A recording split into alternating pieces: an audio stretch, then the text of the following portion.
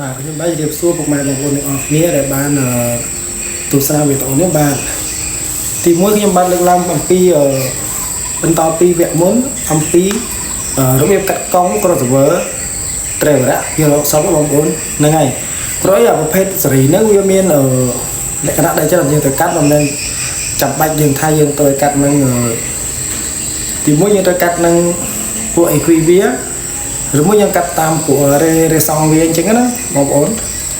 មួយទៀតយើងកាត់តាមរេសងវាមានប្រូក្រាមវាអក្ស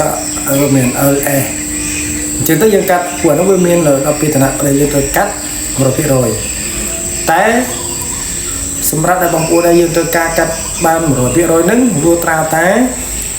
ឧបករណ៍តន្ត្រីរបស់យើងវាត្រូវនឹងសេរីពួក DV8 ហើយទី1គឺរបស់ស៊ីនល្អទាំងអស់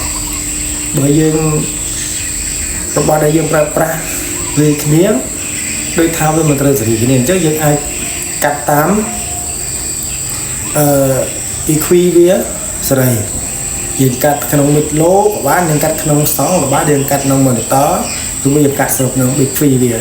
អញ្ចឹងវាមានប្រភេទដែលយើងត្រូវការកាត់ច្រើនពីច្រើនបងប្អូនក៏ប្រើជាអាជីវកម្មនៅខាងប្រទេសក្រៅជាលក្ខណៈធម្មតាធម្មតាអញ្ចឹងគេពីច្រើនក៏ប្រើរបស់វាអត់មាន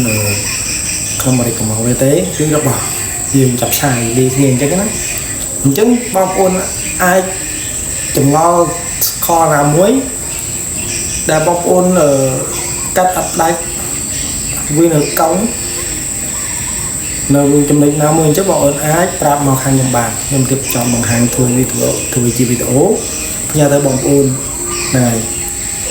ហើយនៅមួយទៀតរេស្តង់វាកាត់នឹងវាមានប្រភេទច្រើនតាមប្រភេទឧបករណ៍យើងទីមួយយើងកាត់សេរីក៏បានយើងកាត់ចាប់អេគ្វីក៏បានហ្នឹងហើយបងប្អូនដែលចម្ងល់អាចថតឲ្យបានបងប្អូនរួចផ្ញើតាមឆាតជាមួយនឹងដាក់តាមcommentខាងក្រោមគឺខ្ញុំ add friend ទៅព្រោះខ្ញុំបង្ហាញដល់ព្រីអត់មានគិតថ្លៃទេហ្នឹងហើយមួយទៀតយើងអាចកាត់វីដេអូកាត់ផ្ទាល់ក៏បានខ្ញុំបង្ហាញកាត់អេគ្វីផ្ទាល់ក៏បានខ្ញុំបាទនឹងរៀបចំយករួចចប់វីដេអូនេះខ្ញុំបាននឹងយក